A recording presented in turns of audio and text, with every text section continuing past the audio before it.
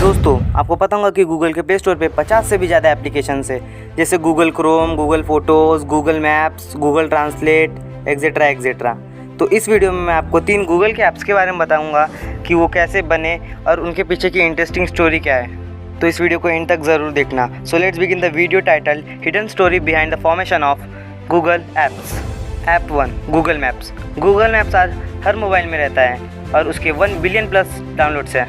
Google maps को बनाने के पीछे भी बहुत ही इंटरेस्टिंग स्टोरी है। तो हुआ कुछ ऐसा था कि सुंदर पिचाई और उनकी वाइफ अंजलि पिचाई को अपने फ्रेंड के घर डिनर के लिए जाना था। तो उनकी वाइफ डिनर के लिए चली गई और वो ऑफिस के बाद आने वाले थे। लेकिन जब वो ऑफिस से कार लेके निकले तो वो रास्ता भटक गए और लेट पहुँचे।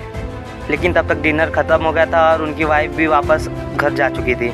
फिर वो वहाँ से डायरेक्टली अपने घर पहुँचे। वहाँ पे उनकी वाइफ अंजलि पिचाई बहुत गुस्सा हुई थी, इसलिए उन्होंने उनको घर से बाहर निकाल दिया, क्योंकि फॉरेन कंट्री में पत्नी अपने पति को घर से बाहर निकाल सकती है। फिर एक जगह पे बैठे बैठे उन्होंने सोचा कि अगर मेरे साथ भी ऐसे रास्ता भटकने की समस्या होती तो बाकी लोगों के साथ भी ज़रूर होती होंगी।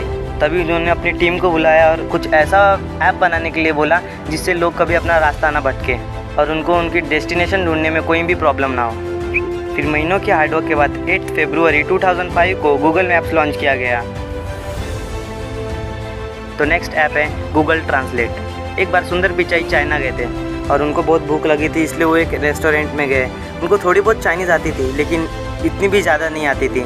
तो वो एक रेस्टोरेंट में जाके बोले मिहाओ। मिहाओ मीन्स हेलो। फिर वेटर ने बोला निहाओ मा मीन्स हाउ आर यू।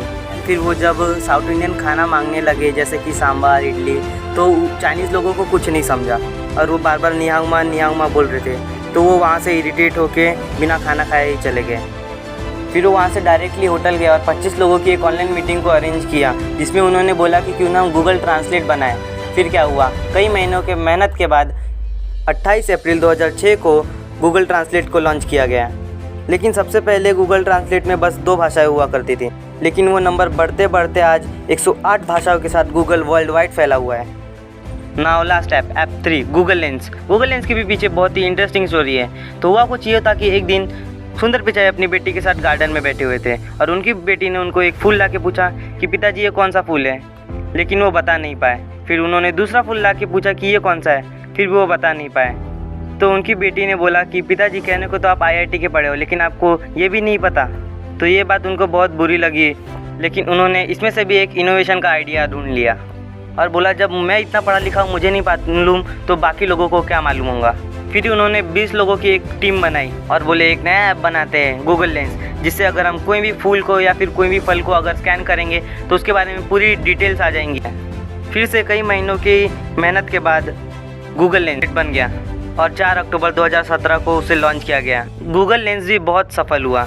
तो ये थी गूगल के कुछ ऐप्स के पीछे की इंटरेस्टिंग स्टोरी। अगर आपको ये स्टोरीज अच्छी लगी हो तो वीडियो को लाइक कीजिए, चैनल को सब्सक्राइब कीजिए और बेल आइकन को भी क्लिक कर दीजिए।